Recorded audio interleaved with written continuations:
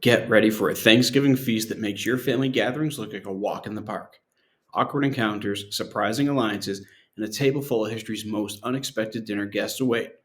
Today, we're diving into a legendary feast, a moment when two worlds collided in a harmony of gratitude and friendship. Buckle up for the story of the first Thanksgiving, a celebration that went down in history as a feast to remember. Picture this Plymouth colony in the early 17th century. It wasn't all pumpkin spice and cozy sweaters, it was more like survival mode meets new neighbors. Our separatist crew, led by the wise William Brewster, better known as my 12th great grandfather, had weathered a stormy journey into the New World. These were the days of hard work, building homes, planting crops, and learning the ropes of this wild new land. But amid the challenges, the settlers found moments of hope, and that hope laid the groundwork for something extraordinary. Here's where the story gets interesting. The Wampanoag people, the indigenous folks of the land, weren't just neighbors, they were the unexpected guests in this unfolding tale. Or was it the Europeans now calling this place home who were the unexpected guests? These English settlers and Wampanoags forged an alliance, a friendship set up to protect one another from the Narragansett. Wampanoags like Tisquantum, also known as Squanto, and the Massasoit helped bridge the gap between the indigenous people and the newly arrived Englishmen. It wasn't all smooth sailing, but there was a shared understanding, a kind of, hey, let's make this work thing. Ultimately, this alliance would not last as this country's indigenous population were persecuted and pushed further and further away.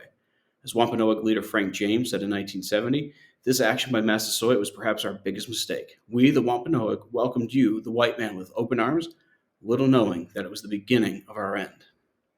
Now let's fast forward or rewind to the fall of 1621 and the traditional tale of the first Thanksgiving. It's important to note that the only primary sources came from two pieces of writing by these new colonists. The settlers, having survived their first year, decided to throw a feast, but not just any feast. It was a potluck of epic proportions. It wasn't a formal gathering with fancy napkins. It was a laid back gathering, a coming together of two worlds over tables laden with food. Plates piled high, laughter filled the air, and a spirit of gratitude that transcended cultural differences. It wasn't just about the food, it was the exchange of stories, building of bridges, and the joy that comes with sharing with friends, old and new. In truth, the Wampanoag had long celebrated their own feasts, starting way before the Mayflower sailed into view in 1620. Unfortunately, earlier encounters with the Europeans had led to bloodshed, enslavement, and disease.